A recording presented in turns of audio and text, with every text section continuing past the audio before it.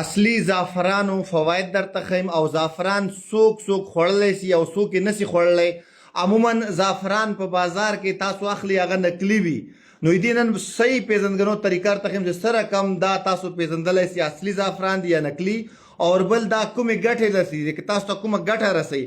زه راځم اول چې دا زعفران څوک اخلي، مثال د هغه اسانه طریقه دا رسي یو زعفران خپله خوشبو لري، لکه څومره چې پرفیومونه عطرونه دي هغه نه دي خپل چې کوم خوشبو ده هغه یو په 100 چنده، یعنې که دا خپل ښه خوشبو لري.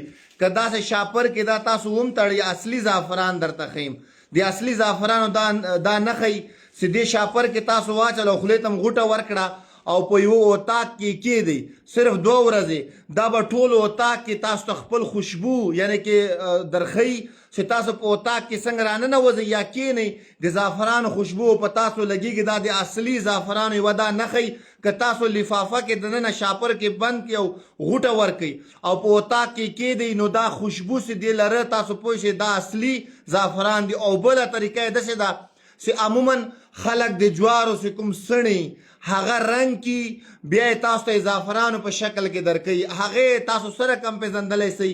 اول زعفران چې دي دا وګورئ ښه یو سر نری وي، دا کتلی دا سر نری ده، زه تاسو ته ټوله طریقه درته ښیم. دا سر چې دا نری ده دا سر، او دا سر د رمبي په شانتې وي، دا صحیح سو، دا یو سر نری د ستنې په شانتې او یو سر د رمبي په شانتې، نو دا اصلي زعفران دسي. او چې کوم نقلي زعفران یې هغه د جوارو سړکې وي، هغه جوار چې کوم بمبل کوي هغه یې رنګ کړي بیا یې خرڅوي. اوس یې د افادیت درته ښیم.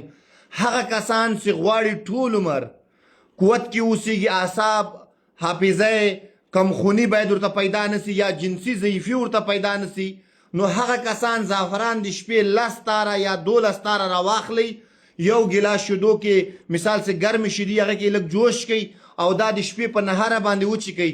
او که بیا تاسو نور هم دې نه کوي غواړئ نو خرما تاسو هر چیرته درته کجوري میلاویږي یا په دې کې نر خرمای چواره ورته وایي 15 دانې خرما او دې زعفرانو یعنې کې 10 نه تر 12 تاره په یو ګیلاس شیدو کې جوش کوئ، هره شپه دا نوش کوئ. په 3مه ورځ دا داسې افادیت او داسې ګټه درکوي چې تاسو به حیران سئ.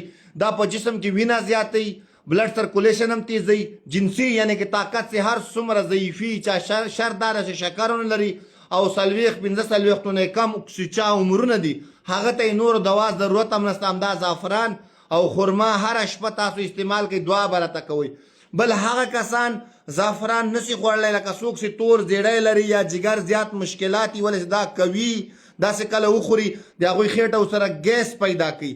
نو عموما چې څومره کسان ضعیف العمر دي، مثال ښځینه دي نارینه دي 500 کلونو عمرونه زیات دي، هغه هره شپه که شیدو کې 10 نه 12 تاره واچي او هره شپه دا شیدې چکي د جوړو دردونه اعصابي کمزورتیا د پټو کې چاو انشاءالله دا به نه ویني.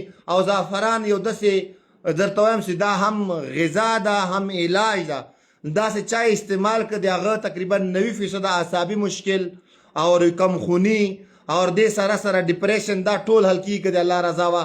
دا اوریجنل زعفران دی، یعنې کتلی سئ. خو بیا ورته وایم چې عموما چې بازارو کې کوم خرڅېږي هغه د جوارو سړکي هغه تاسو وګورئ زیړ غوندې، اصل زعفران د وینې په شان دی او دغسې شاپر به پیدا کړي داسې په دې کې کلک غوټه کېږدئ چې زیات وي، چې کم وي چې شاپره کې هم غوټه کړه باندې نه بوی کوي تاسو ته دا خوشبو درکوي. دا د دې صحیح پهچان صحیح طریقه باندې دا تاسو پیژنئ او په شیدو کې دې استعمال داسې افادیت او ګټه لري چې دعا به کوي. او بل هغه کسان چې د وینې غوړ لري، د وینې غوړ والا بیا په شنه چي کې تقریبا 15 تاره پورې هره ورځ مثال شین چي پیاله کې واچوئ او دا چای به هم غړپ کوي. عموما ډېر کسان بیا د زعفران خطا کوي، نه چای به هم غړپ کوي او د زعفران تارونه به هم تاسو غړپ کوي. دا هره ورځ استعمالول سره د جګر چربي د وینې غوړ او چا چې زړه ضعیف وي معمولي خبره باندې تشویش سره درځېږي ډارېږي، نو هغه ته دا زعفران ګټه کوي. دوستانو ښه وخت ولرئ، لویه تاسو سپارم. السلام علیکم.